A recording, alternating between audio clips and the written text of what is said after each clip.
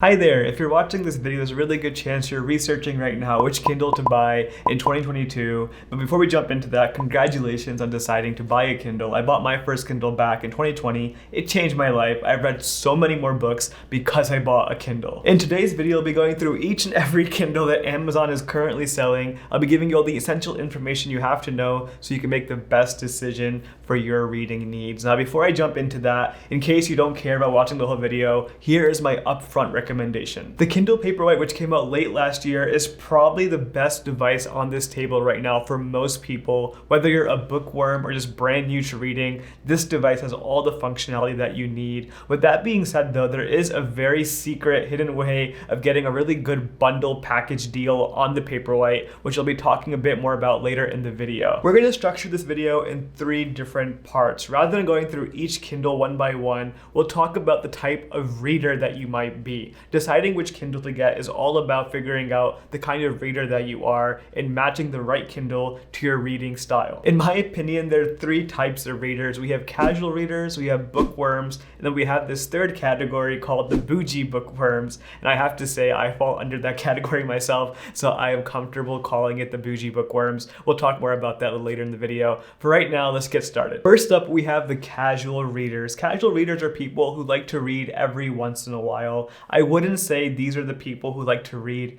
every single day. Maybe they like to read while traveling or going out and about, or maybe they like to read whenever they have the spare time to do so, but they are not avid readers. This doesn't mean casual readers don't finish books. They definitely do that, but they don't do so on a regular cadence, really more about a side activity rather than a primary hobby. For the casual reader, I would recommend the Kindle Basic model over here. Now, this device is also the cheapest device on this table, starting at $89, often on sale for even less than that. But honestly speaking, I would not recommend this for the vast majority of people for a few main reasons. The most primary reason though that I would not recommend this device is because of the low screen resolution. In today's e-reader market, the standard pixels per inch PPI resolution that you're going to get is 300. This only has 167. What that means in regular words is the text is not very crispy. The resolution is very potato quality in my opinion, and that kind of ruins the whole point of having a device to read books. The primary reason you're buying a Kindle is to read books,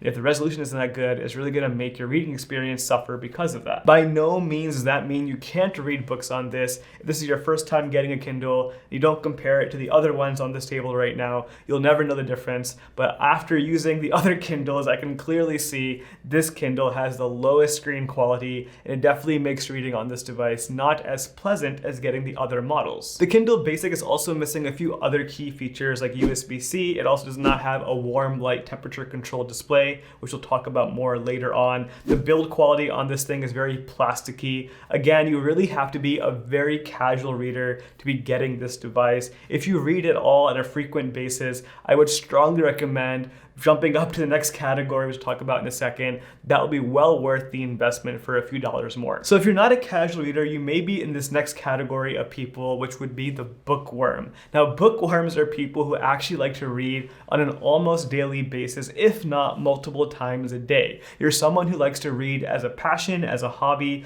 That is something you truly love to do on a daily basis. Reading books is something you can't live without. A quick side note about bookworms: if you're actually a non-fiction bookworm like myself, I recently started a book club called Presently Reading. I'm building a community of readers from around the world who like to read in a mindful and present way. We're reading one nonfiction book every single month. If that sounds like something you're interested in, you want to be part of our discussions and all of that fun stuff, link down below for that. A very wholesome community being built that I wanted to mention for all of you watching this right now. Anyways, the Kindle I would recommend for the bookworm is not the Kindle Basic, but rather the Kindle Paperwhite. Now, the Kindle Paperwhite just came out late last year in 2021. This is the new Kindle that everyone is talking about. And honestly speaking, new Kindles don't come out very often, and the Kindles that already are out last for several years. This device, I have no question in my mind, will be very future-proof for quite a while. It'll probably last several years right now. If you buy this device, it's probably the best option right now in terms of long-term life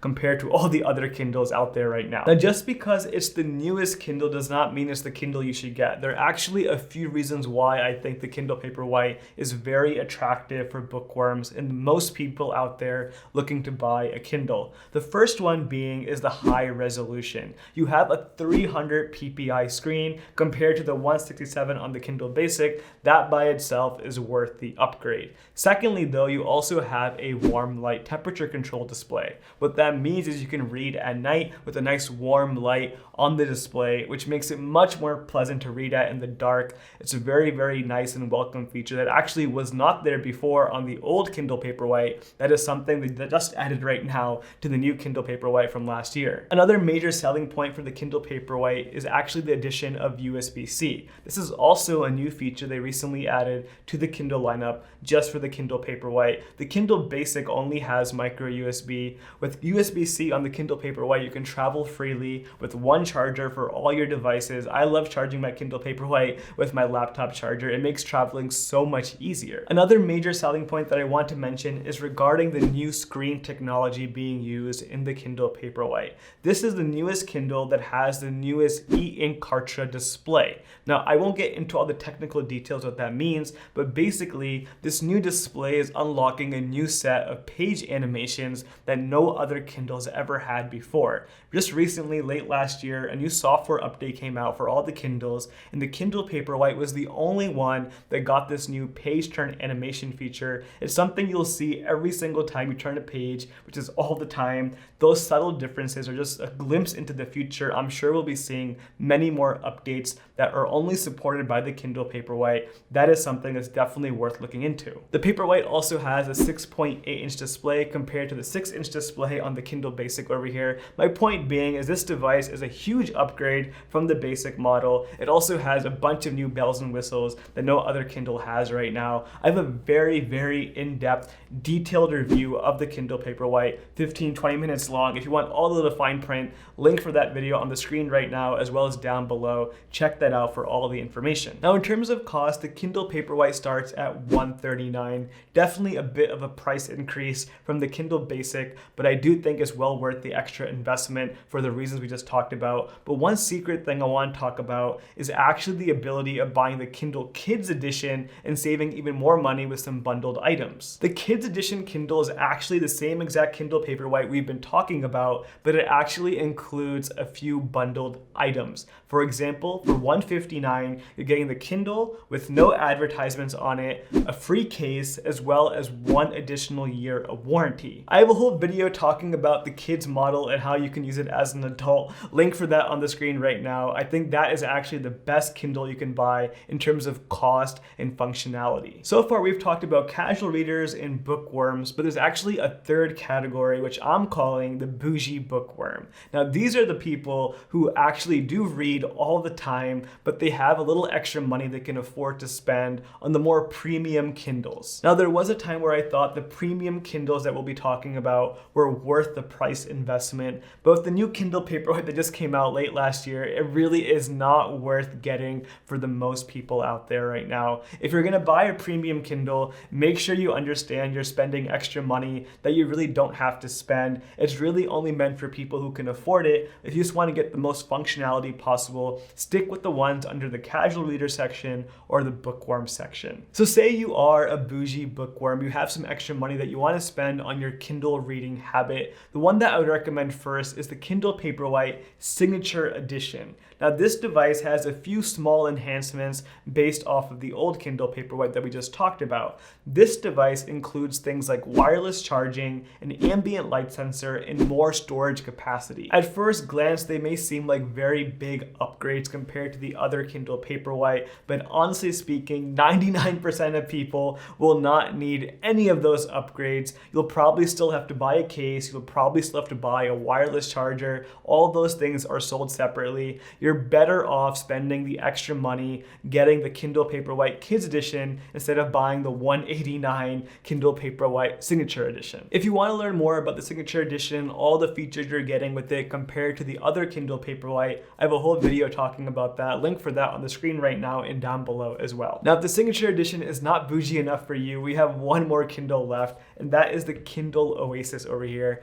This thing was my favorite Kindle. The first Kindle I bought. I use this device every day for for over a year. It just makes me sad that it's no longer my favorite Kindle anymore. Let me talk about the Kindle Oasis now. The starting price for the Oasis is $249, so really expensive when you compare it against all the other Kindles over here, but that's just the starting price. If you configure things like the color, storage capacity, or even get the cellular model that does not require any Wi-Fi, you're looking at over $349, which is way more expensive than all the other Kindles over here. When you buy the Kindle Oasis, you are getting a few additional perks. The first and most noticeable one are these page turn buttons. No other Kindle right now has page turn buttons except for the Kindle Oasis. If you want those physical page turn buttons, those are definitely nice to have, but by no means something you have to have. But if you need them, they're only available on the Oasis. With the Oasis, you're also getting a 7-inch display, which includes an ambient light sensor, which will automatically adjust the brightness, just like the Kindle Paperwhite Signature Edition, but the screen is 0.2 inches bigger, so that is nice to have. You also have the warm light temperature control. Again, very small improvements from the other Kindles,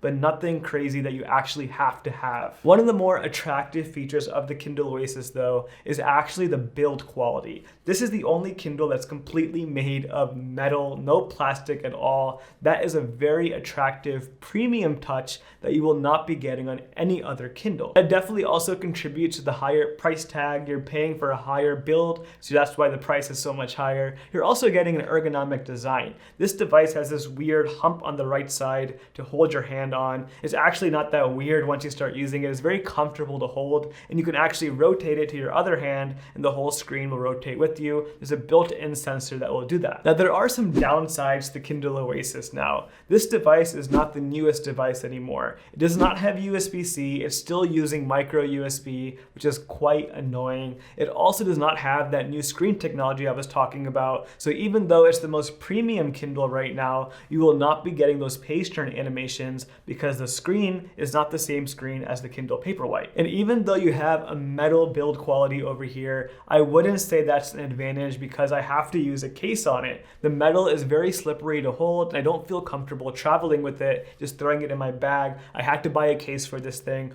right away, which is an added expense. I actually made an entire video that compares the new Kindle Paperwhite against the most premium Kindle Oasis over here to really see why I think the Oasis is no longer the best Kindle you can buy. Link for that on the screen right now and also down below. Let's do a bit of a recap, all right? So first we have the casual readers. Casual readers are people who only read every once in a while. If you're a casual reader and on a budget, the Kindle Basic model may be the best option for you. However, if you read a bit more frequently, the low resolution screen on the Kindle Basic may not be for you. You may want to consider being a bookworm who like to read way more regularly, and that would be the Kindle Paperwhite. That is the best device for all the bookworms out there. I also want to recommend the Kindle Paperwhite Kids Edition for the best bundle in terms of getting a free case as well as that 1 year of added warranty. Lastly, we have the Bougie Bookworms. If you're someone who likes to read all the time and also has a bit of extra money to spend, the Kindle Paperwhite Signature Edition might be for you. You have a few added features like more storage, wireless charging, and that ambient light sensor. Or if you really want to splurge,